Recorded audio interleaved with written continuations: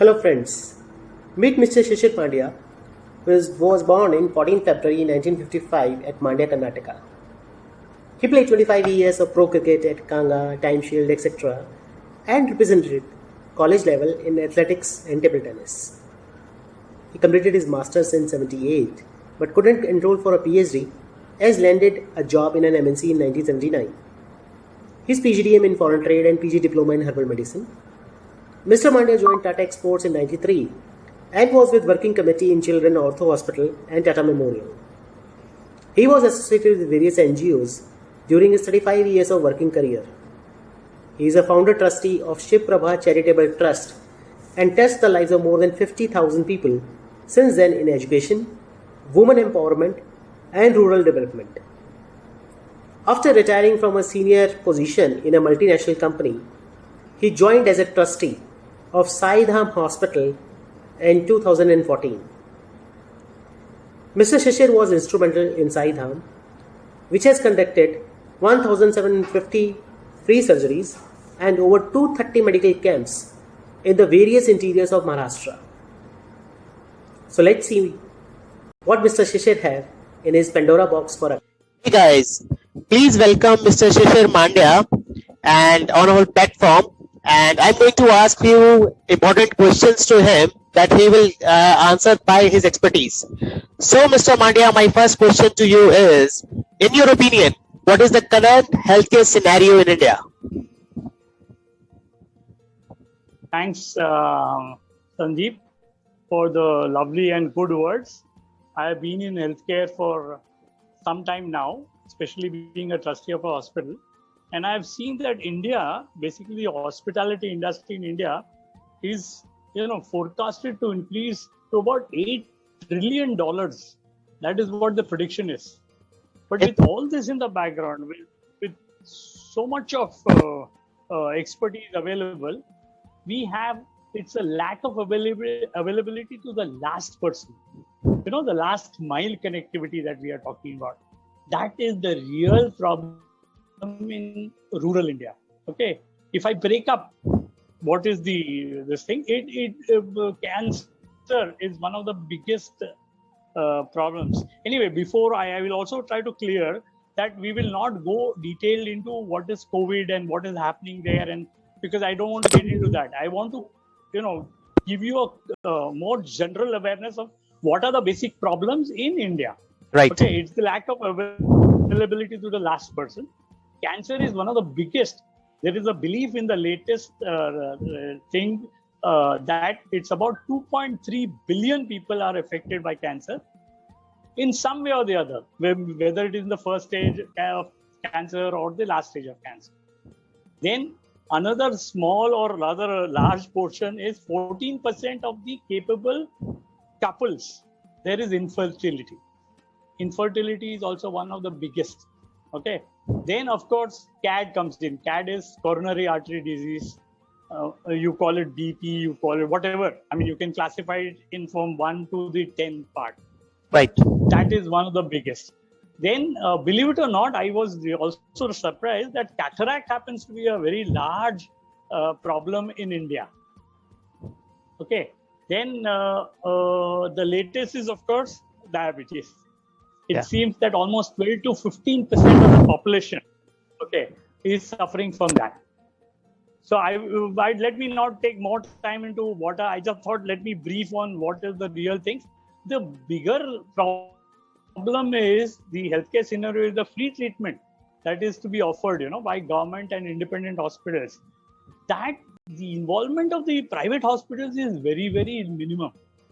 Unfortunately, 80% of the tertiary care is actually provided by the private hospitals.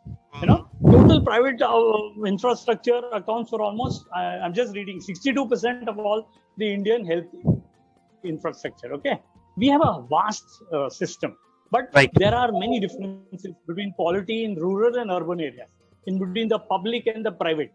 Despite this, India is still a very popular destination for medical tourism because we are at the lowest. Okay.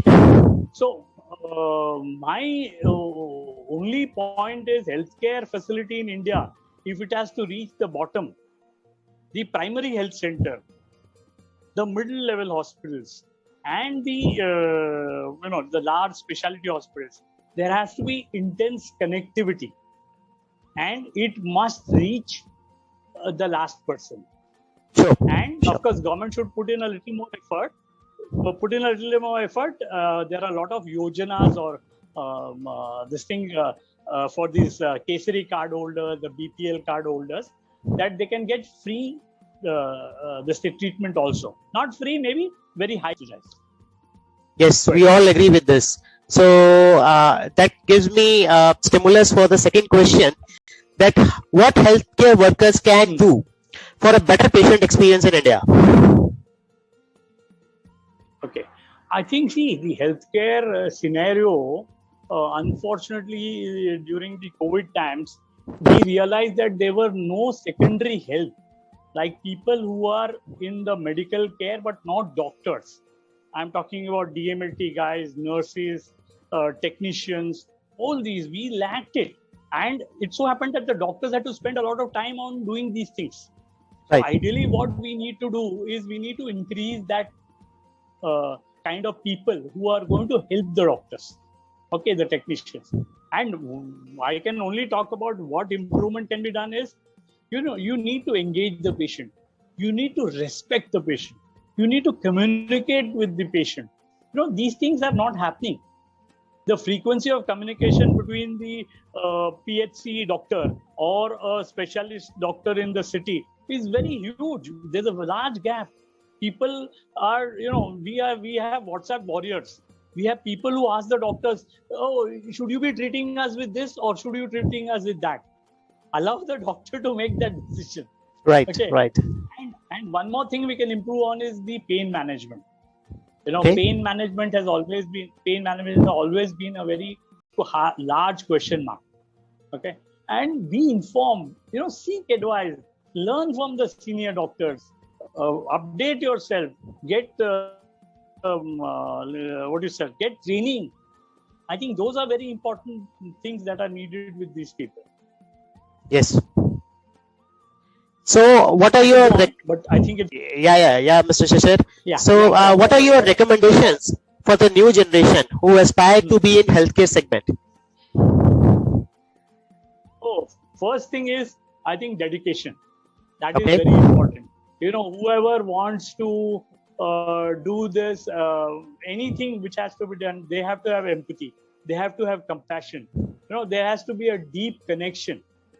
And the health systems have to be promoted to give a credible delivery mechanism. Whoever wants to do it has to do it with the heart. He has to have a compassionate nature. He can't just think that, you see, I'm sorry, I'm straying a little further away. What happened is, during my times, I'm 65 plus, 66, there were more people from the lower strata, for the poor people, who worked hard and came into the medical field or as doctors. So they had empathy, they had hard work, they had learning. Now, unfortunately, the tables have turned ulta. The people who are coming in are very rich, cash rich. They have fathers and mothers who can put them through management quota. Right. And see, I'll tell you, the corruption comes in when? It's basically when the guy spends 1.5 crores trying to do his MD. Then he wants to make it up as fast as possible. So he becomes an easy bait. During our times, basically, people may have spent only 50,000 during their entire career for getting an MD, but they were empathetic. They didn't want to make money. They wanted to help the patients. So if you have this kind of thing, then please welcome. Otherwise, don't come into the medical field. So, what I understood is that the people who are coming in management quota or through a rich family may not be as compassionate or as empathetic as the earlier generation was. So, but there is always an exception. There is always an exceptional cases, Mr. Shishir, wherein the new. Sandeep, I am not talking about the exception or 20%. Right. I am talking about the large 70%. Okay, I am not talking about the 20-30%. Okay. Got your point, sir. Yeah. Otherwise, the thing would crumble.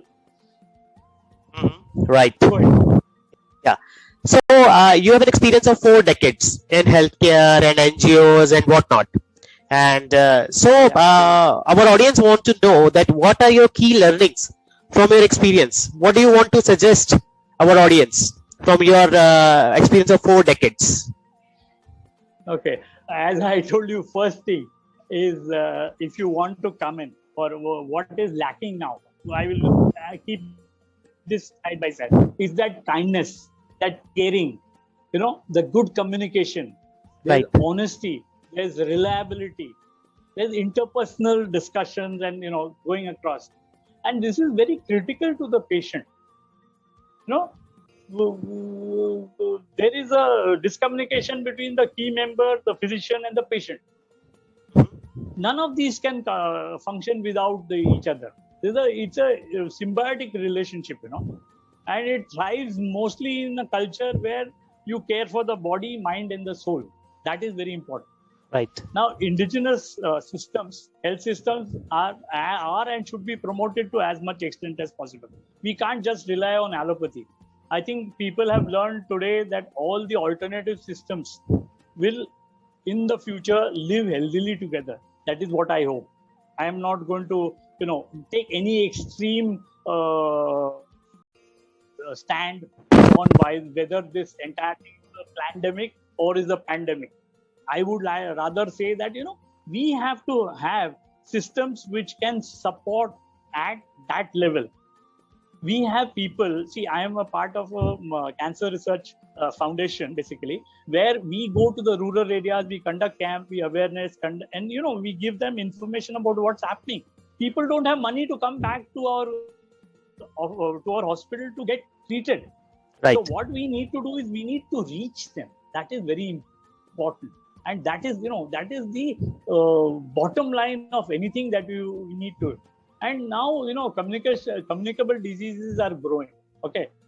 You can use low-cost traditional systems also before they get into a difficult problem. Now, the medical practitioner or the PHC can take preventive steps. That is what I am saying. You can, I was surprised to read that India will need about 2 lakh nurses and about 1,50,000 additional doctors if the pandemic, goes into the next level. Mm-hmm. Okay. Where are they going to come? We need to deploy the final year student nurses, the 5th year medical interns. They have to come into this area.